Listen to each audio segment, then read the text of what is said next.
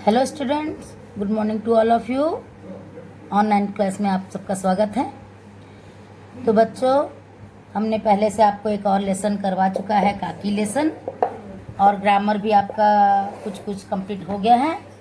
आज हम एक नया लेसन स्टार्ट करेंगे, हिमालय की बेटियां। आपके हिंदी पाठ्य पुस्तक के पेज नंबर 25 में दिया है। तो आप सब अपना हिंदी बुक निकाल के पेज नंबर 25 निकालिए और मेरे साथ रीडिंग करते जाइए और समझते जाइए, ठीक है। इस पाठ के लेखक हैं श्री नागार्जुन जी, जिनका जन्म 1911 में हुआ था और उनका चिरोध्यान हुआ था 1998 में। उन्होंने बहुत सारे निबंध, उपन्यास और कहानियाँ और लेख लिखे हैं, जिसमें से एक लेख है हिमालय की बेटियाँ। इस पाठ में उन्होंने हिमालय से निकलने वाली नदियों को मानव जीवन के साथ संबंधित करके उसको सरल भाषा में समझाया है, ठीक है। इसको हम आज इसको पढ़ेंगे और समझेंगे, ठीक है। Now start. अभी तक मैंने उन्हें दूर से देखा था। बड़ी गंभीर, शांत, अपने आप में खोई हुई लगती थी। संभ्रांत महिला की भांति वे प्रतीत होती थी। उनके प्रति मेरे दिल में आदर और श्रद्धा के भाव में थे। माँ और दादी, मौसी और मामी की गोद की तरह उनकी धारा में डुबकियाँ लगाया करता था। तो यहाँ पर लेखक ने क्या कहा है बच्चों, किसको बोला है उसने? अभी तक मैंने उन्हें मतलब नदियों को, जो हिमालय से नदियाँ निकलती है उनकी तुलना उसने की है, ठीक है। उन नदियों को उसने दूर से देखा, ठीक है, देखा था। बड़ी गंभीर, शांत और अपने में खोई हुई, माने बहुत ही शांत, सरल और गंभीर में खोई हुई उसको नदियाँ लगती थी। किसको लगती थी? लेखक को, ठीक है। संभ्रांत महिला की भांति वे प्रतीत होती थी। संभ्रांत महिला माने सभ्य महिला, शिष्ट महिला, ठीक है। संभ्रांत माने सभ्य महिला की तरह उसे वो नदियाँ प्रतीत होती थी। उनके प्रति मेरे दिल में आदर और श्रद्धा के भाव थे। किनके प्रति? नदियों के प्रति। नदियों के प्रति लेखक के मन में आदर और श्रद्धा, ठीक है, आदर और श्रद्धा के भाव थे। माँ और दादी, मौसी और मामी की गोद में कैसे तुलना कर रहा है वो? नदियों को लेखक किससे तुलना कर रहे हैं? माँ और दादी, मौसी की, मामी की गोद। आप लोग जैसे दादी, माँ और मौसी, मामी आदि के गोद में जैसे खेलते हो ना, वैसे ही नदियाँ भी खेल रही, उनकी गोदी में वो खेलने जैसा लगता था। कब? जब उनकी धारा में डुबकियाँ लगाया करता। जब वो नदी में डुबकी लगाते थे लेखक, तो उन्हें वे माँ की और दादी, मौसी, मामी की गोद की तरह लगता था जब वो नदी में डुबकी लगाया करते थे, ठीक है। परंतु इस बार जब मैं हिमालय के कंधे पर चढ़ा तो वे कुछ और ही रूप में सामने थी। मैं हैरान था कि यही दुबली पतली गंगा, यही यमुना, यही सतलज समतल मैदानों में उतरकर विशाल कैसे हो जाती हैं। क्या सोचा? जब लेखक हिमालय के ऊपर चढ़े और वहाँ से वे नदियों को देखे, दुबली पतली गंगा माने वहाँ से एकदम पतली धारा में निकलते हैं। कहाँ से? हिमालय पर्वत से जब निकलती है गंगा, यमुना और जो भी सतलज, तो वो क्या होती है? बहुत ही पतली नाली के जैसे रहेगी, लेकिन जैसे ही वो मैदान में उतर जाती हैं वो विशाल रूप ले लेती हैं, ठीक है, यानी पूरा चौड़ा हो जाती है, ठीक है। वो पतली नाली के जैसे रहती हैं और बाद में वो चौड़ी होकर विशाल रूप ले लेती हैं, ठीक है। जब हिमालय पर्वत पर चढ़कर लेखक ने देखा तब उसे ऐसा प्रतीत हुआ, ठीक है। उनका उछलना और कूदना, खिलखिलाकर लगातार हंसने जाना, इनकी यह भावभंगी, इनका यह उल्लास कहाँ गायब हो जाता है मैदान में जाकर। अब हिमालय से नदियाँ निकलती हैं तो वहाँ से वो इतनी उछल कूद और खिलखिलाने जैसे लगती है उसे, और उसका जो भावभंगी माने उसका जो भावभंगी माने उसका जो भाव, ठीक है। इनका यहाँ उल्लास कहाँ गायब हो जाता? जो खुशी, उल्लास जो रहता है वह नीचे आते ही कहाँ गायब हो जाता है। हैं, ठीक है। भावभंगी माने जैसे कि मन के विचार को जैसे व्यक्त करते हैं ना, व्यक्त करते समय जो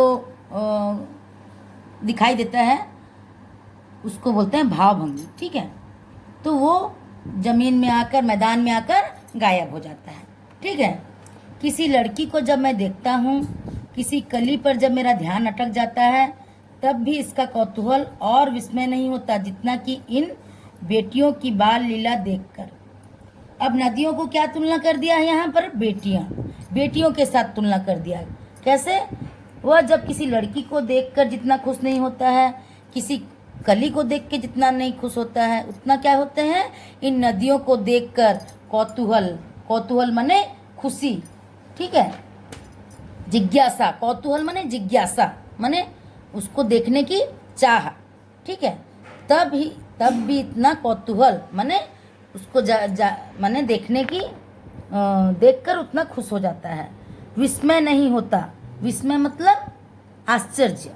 ठीक है। कौतूहल मतलब जिज्ञासा, विस्मय मतलब आश्चर्य। माने उन्हें देखकर भी उतना खुशी और जिज्ञासा और आश्चर्य नहीं होता जितना कि इन बेटियों की बाल लीला देखकर। माने नदियों को बेटियों के साथ तुलना कर उनकी बाल लीला, माने बच्चे हैं, छोटी छोटी बेटियों की बाल लीला देखकर जैसे खुशी होता है, उतना खुशी उसे किसी और चीज़ को देखकर नहीं होता है। लेखक का यहाँ यही कहना है। ठीक है। ये कहाँ भागी जा रही हैं? वह कौन सा लक्ष्य है जिसने इन्हें बेचैन कर रखा है? मतलब नदी जैसे भागती है ना, जैसे बच्चे दौड़ते हैं, बेटियां दौड़ती है, वैसे उसको महसूस हो रहा है ये कहाँ भागी जा रही हैं। नदियों को बोल रहा है कहाँ भागी जा रही है, इनका लक्ष्य क्या है? इनका लक्ष्य माने निशाना। ठीक है। इनका लक्ष्य क्या है, उनका उद्देश्य क्या है जिसे इन्हें बेचैन कर रहा है? वो कहाँ जाना चाहती है जो इतनी ये बेचैन है? ठीक है। अपने महान पिता का विराट प्रेम पाकर, पिता, अभी यहाँ पिता किसको बोल रहे हैं लेखक? अपने महान पिता का विराट प्रेम पाकर, माने हिमालय को नदियों के पिता का रूप दिया है। क्या किया है? हिमालय जो पर्वत है ना, उसको नदियों के पिता का समानता किया गया है। ठीक है। अपने महान पिता का विराट प्रेम, माने विराट माने बहुत सारा, बड़ा, अत्यधिक। ठीक है। विराट प्रेम पाकर भी अगर इनका हृदय अतृप्त माने असंतोष, माने जैसे कि प्यासा। ठीक है। माने इच्छा पूर्ण नहीं होने पर क्या? प्यासा। ठीक है। अपने पिता का इतना प्रेम पाकर भी इनका हृदय अतृप्त है, माने इतना अपने पिताजी से प्यार पा रहे हैं फिर भी इनका ये इतने प्यासे हैं। वह कौन होगा जो इनकी प्यास मिटा सकेगा? वो क्या बोल रहे हैं? ये अपने पिताजी को छोड़ के जा रही हैं, अपने पिताजी के इतने प्यार पाकर भी यहाँ खुश नहीं है। ये इनका प्यास कौन मिटा सकेगा? ठीक है। बर्फ जली नंगी पहाड़ियाँ, छोटे छोटे पौधों से भरी घाटियाँ, बंधुर अधिकताएं, सरसब्ज उपत्यकाएं, ऐसा इनका निकेतन। खेलते खेलते जब ये जरा दूर निकल जाती हैं। बर्फ जली नंगी पहाड़ियाँ,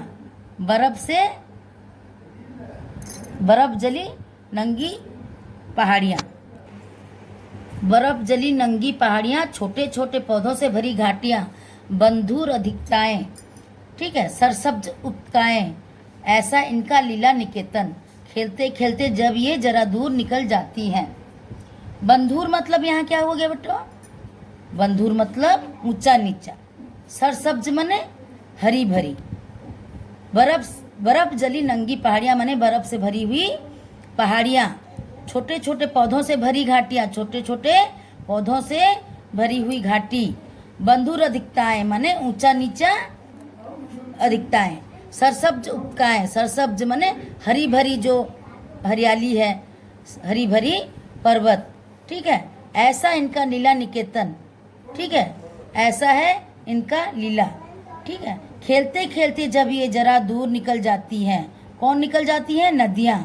तो देवदार, चीड़, सरो, चिनार, सफेदा, कैल, ये जंगलों में पहुंचकर शायद इन्हीं बीती बातें याद करने का मौका मिल जाता होगा।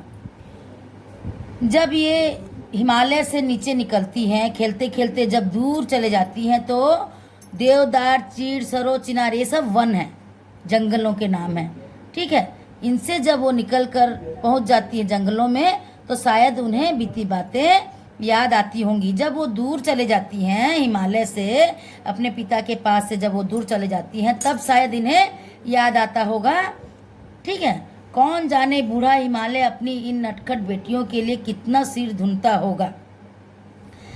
कौन जाने बूढ़ा हिमालय अपनी इन नटखट बेटियों के लिए कितना सिर धुनता, मैंने जब नदियाँ दूर चले जाती हैं तो इसका मतलब अपने पिताजी से जब बच्चे बेटियां दूर चले जाती हैं तो पिता अपना बेटियों को दूर जाते देखकर कितना सर पटकता होगा, कितना दुखी होता होगा, ये कौन जानता है।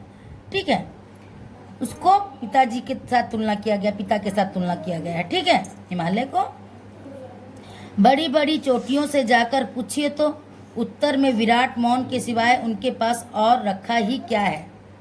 ठीक है, बड़ी बड़ी चोटियों माने बड़ी बड़ी पर्वत की जो चोटियां होती हैं उनसे जाकर पूछोगे तो कौन क्या रखा है उनके पास, वो उन्हीं को ही पता है। ठीक है, माने हिमालय के पास अब कुछ नहीं रहा है, उनकी बेटियां उनसे दूर हो गई, नदियां दूर हो गई, मतलब उनके पास और कुछ नहीं रहा, कुछ बाकी नहीं रह गया। ठीक है, ये वही चोटियां ही जान सकती हैं। सिंधु और ब्रह्मपुत्र ये दो ऐसे नाम हैं जिनके सुनते ही रवि, सतलज, व्यास, चनाब, झेलम, काबुल, कुंभा, कपिसा, गंगा, यमुना, सरयू, गंडक, कोसी आदि, ये सब क्या है बच्चों, नदियों के नाम हैं। सिंधु और ब्रह्मपुत्र बहुत बड़ी नदियां हैं, तो इनके ये दो ऐसे नाम हैं जिनके सुनते ही ये सब जो नदियां हैं वो क्या है, छोटी छोटी बेटियां, हिमालय की छोटी बड़ी सभी बेटियां आंखों के सामने नाचने लगती हैं। ठीक है, इन दोनों के नाम को सुनते ही ये सारी नदियां आंखों के सामने नाचने लगती हैं। वास्तव में सिंधु और ब्रह्मपुत्र स्वयं कुछ नहीं है। दयालु हिमालय के पिघले हुए दिल की एक एक बूंद न जाने कब से इकट्ठा होकर इन दो महानदी के रूप में समुद्र की ओर प्रवाहित होती रही हैं। कितना सौभाग्यशाली है वह समुद्र जिसे पर्वतराज हिमालय की इन दो बेटियों का हाथ पकड़ने का श्रेय मिला है।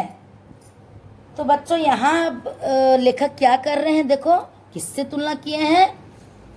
जो सिंधु और ब्रह्मपुत्र नदी है वो खुद में कुछ नहीं है, वो हिमालय के दो आंसू की बूंद की तरह है जो धीरे धीरे इकट्ठा होकर महानदी माने बड़ी नदियों के रूप में ले लिए हैं और समुद्र की ओर प्रवाहित होते हुए समुद्र से जाकर मिल गए हैं। ठीक है, तो कितना सौभाग्यशाली है वो समुद्र, माने अब समुद्र को लेखक क्या बोल रहे हैं, समुद्र कितना सौभाग्यशाली है जो पर्वतराज हिमालय की इन दो बेटियों का हाथ पकड़ने का श्रेय मिला। अब यहाँ क्या कर दिए देखो, लेखक ने समुद्र को उनकी बेटियों का पति समझ लिए। ठीक है, इन दो बेटियों का हाथ पकड़ने का श्रेय मिला है, इसलिए वो समुद्र कितना सौभाग्यशाली है।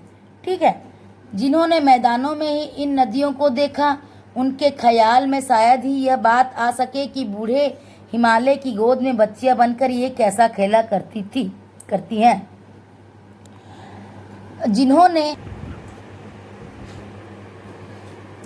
जिन्होंने मैदानों में ही इन नदियों को देखा होगा उनके ख्याल में शायद यह बात आ सके कि बूढ़े हिमालय की गोद में बच्चियां बनकर ये कैसे खेला करती थी। जिन्होंने इन नदियों को मैदान में देखा होगा शायद ही वो सोच सके होंगे कि ये बूढ़े हिमालय माने जो हिमालय है उसके गोद में ये कैसा खेला करती थी। माँ बाप की गोद में नंग धड़ंग, बच्चे लोग छोटे छोटे रहते हैं, माँ बाप की गोद में कैसे नंग धड़ंग खेलते हैं, वैसे ही इन खेलने वाली बालिकाओं का रूप पहाड़ी आदमियों के भले ही आकर्षक नहीं हो, पहाड़ी आदमियों के लिए भले ही ये सब आकर्षित नहीं हो सकता, लेकिन मुझे माने लेखक खुद को ऐसा लुभावना प्रतीत हुआ वह रूप की हिमालय को ससुर और समुद्र को उसका दामाद कहने में कुछ भी झिझक नहीं होती। अब क्या हुआ बच्चों, उन नदियों को बेटियों का रूप दे दिए और क्या किए, ससुर हिमालय को क्या कह दिए, ससुर का रूप दे दिए और समुद्र को उनका दामाद कहने लगे, क्योंकि ये नदियां जाके समुद्र में मिल गई, इसलिए उन्होंने क्या किया, समुद्र को हिमालय का दामाद, ठीक है, दामाद कह दिए। माने तुलना कर रहे हैं उन नदियों का, समुद्र का, हिमालय का तुलना मानव जीवन के साथ लेखक ने तुलना किया है। ठीक है। कालिदास के विरही यक्ष ने अपने मेघदूत से कहा था, बेतवा नदी को प्रेम का प्रतिदिन देते जाना, तुम्हारी यह प्रेयसी तुम्हें पाकर अवश्य ही प्रसन्न होगी। कालिदास ने मेघदूत से कहा, मेघदूत में अपने मेघदूत में क्या कहा था? बेतवा नदी को प्रेम का प्रतिदान देते जाना। बेतवा नदी को क्या कहा? प्रेम का प्रतिदान देते हुए जाना, तुम्हारी प्रेयसी तुम्हें पाकर अवश्य प्रसन्न होगी। प्रेयसी माने प्रेमिका। क्या बोलता है मेघदूत? अपने प्रेम का प्रतिदान माने दान, जो प्रेम का जो बंटवारा तुम करना, बांटना, जिससे तुम्हारी प्रेमिका बहुत ही खुश हो जाएगी। यह बात इन चंचल नदियों को देखकर मुझे अचानक याद आ गई और सोचा कि शायद उस महाकवि को नदियों का सचेतन रूप पसंद था।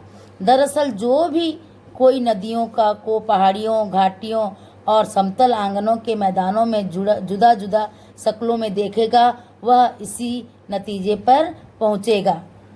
तो यहाँ पर लेखक ने यह तुलना किया कि ये जो चंचल नदियाँ हैं, इन्हें देखकर उसे अचानक यह याद आ गया कि महाकवियों ने नदियों का जो रूप दिया है, दरअसल वह नदी और पहाड़ी घाटियों और समतल आंगनों के मैदान में अलग अलग रूप में दिखेंगे, पर नतीजा यहीं पहुँचेगा। ठीक है, नतीजे पर पहुँच जाएगा। यह बात इन नदियों को देखकर उन्होंने अपने मन में विचार किया। ठीक है। काका कालेलकर ने नदियों को लोक माता कहा है। काका कालेलकर ने नदियों को क्या कहा है? लोक माता। किंतु माता बनने से पहले यदि हम इन्हें बेटियों के रूप में देख ले तो क्या हर्ज है? कौन कहता है? लेखक कहता है। काका कालेलकर ने तो उसको लोक माता कहा, माँ का रूप दिया, लेकिन लेखक यहाँ क्या कहते हैं? अगर माँ के रूप में इसे ना देखकर अगर बेटियों का रूप दिया जाए तो क्या हर्ज है? और थोड़ा आगे चलिए, इन्हीं में अगर हम प्रेयसी की भावना करें तो कैसा रहेगा? अब नदियों को क्या कर रहे हैं? इसे प्रेमिका के रूप में देखें तो कैसा? क्योंकि कालिदास ने क्या कहा था? यहाँ नदियों को प्रेमिका का रूप में देखा था। काका कालेलकर ने क्या किया? माँ का रूप देखा। तो लेखक भी ये कहना चाह रहे हैं कि इसे हम बेटी और माँ प्रेमिका के रूप में देखें तो कैसा रहेगा? ममता का एक और भी धागा है जिसे हम इन्हें इसके साथ हाथ जोड़ सकते हैं। बहन का स्थान कितने कवियों ने नदियों को दिया है। अब नदियों को क्या किया है? यहाँ पर क्या किया है? बहन का स्थान दे दिया। नदियों को क्या किया? तो इस प्रकार नदी को देखो कितने रूप दिए जा रहे हैं। पहले बेटियों का रूप दिया गया, फिर प्रेमिका का रूप दिया गया, फिर माँ का रूप दिया गया। अब क्या कर रहे हैं लेखक? इसे बहन का रूप देना चाह रहे हैं। ठीक है, बहन का रूप। एक दिन मेरी भी ऐसी भावना हुई थी, जो लिंग तिब्बत की बात है। मन उचट गया था, तबीयत ढीली थी, सतलज के किनारे जाकर बैठ गया। दोपहर का समय था, पैर लटका दिए पानी में। थोड़ी ही देर में उस प्रगतिशील जल ने असर डाला, तन और मन ताज़ा हो गया, तो मैं गुनगुनाने लगा। लेखक क्या कहते हैं? तिब्बत में जब वो तिब्बत की बात है। तिब्बत में जब वो थे, मन उचट गया था, उनका मन उचट गया था, माने उनका मन वो हो गया था, पता था। तबीयत ढीली थी, माने तबीयत खराब थी थोड़ी। तो क्या किया? वो सतलज नदी के किनारे के जाके बैठ गए और पैर को नदी में लटका कर बैठ गए। तो जो नदी का पानी था, जो उसका बहाव था, वो क्या किया? उनके पैरों में आकर लगा। जैसे ही उनका पैर में लगा तो उनका तन मन ताज़ा हो गया। ठीक है, ताज़ा हो गया माने वो खुश हो गए। ठीक है, और गुनगुनाने लगे। ठीक है, क्या गुनगुनाने लगे? जय हो सतलज बहन तुम्हारी, लीला अचरज बहन तुम्हारी, हुआ मुदित मन हटा खुमारी, जाऊं मैं तुम पर बलिहारी। तुम बेटी यह बाप हिमालय, चिंतित पर चुपचाप हिमालय, प्रकृति नदी के चित्रित तट पर अनुपम अद्भुत छाप हिमालय, जय हो सतलज बहन तुम्हारी। तो ये क्या करते हैं कवि यहाँ पर को बहन, सतलज को बहन का रूप देकर क्या कहते हैं कि तुम्हारी लीला अचरज है, माने अपरंपार है, आश्चर्यजनक है। ठीक है। हुआ मुदित मन हटा खुमारी, माने मन क्या हो गया, मुदित हो गया, माने खुश हो गया। खुमारी हट गया, माने खुमारी माने जो मन का जो दुख था, परेशानी था, वो क्या हो गया, दूर हो गया। इसलिए मैं तुम पर फिदा हूँ, बलिहारी हूँ, माने उन पर मैं तुम पर फिदा हूँ। तुम बेटी पर यह बाप हिमालय, तुम बेटी हो और पिता हिमालय है। चिंतित पर चुपचाप हिमालय में, लेकिन चुप हिमालय क्या है, चिंतित होकर चुपचाप है। प्रकृति नदी के चित्रित तट पर अनुपम अद्भुत छाप हिमालय, जो प्रकृति नदी का जो प्रकृति पर जो है चित्रित है, जो उसका जो नदी का जो चित्रित है यहाँ हमारे समतल जमीन पर, वह अनुपम अद्भुत छाप हिमालय, वो हिमालय का ही छाप है, हिमालय का ही वरदान है, जो यह जय हो सतलज बहन तुम्हारी। इसलिए सतलज को बहन बोलकर उसको जय हो बोलता है। लेखक क्या बोलते हैं, जय हो सतलज बहन तुम्हारी, यानी बहन को ने जय जयकार किया, बहन का रूप देकर सतलज नदी का जय जयकार किया। तो बच्चों आप लोग भी समझ गए होंगे इस लेसन को, मैंने आपको समझा दिया है, आप भी अच्छे से पढ़ेंगे और समझेंगे। ठीक है। और इसमें जो भी बच्चों मीनिंग दिया है पेज नंबर 27 पर, आप इसको अपने नोट पर लिख लेंगे। यही आपके लेसन के हार्ड वर्ड्स और उसके मीनिंग है, आप इसको अपने नोट पर लिख लेंगे। और अगर हैंड राइटिंग के लिए कुछ लिखना है आप लोग को हैंड राइटिंग के लिए, तो कम से कम इसका लेसन का 1 पेज अपने नोट में लिख लेंगे। ठीक है। Okay, thank you.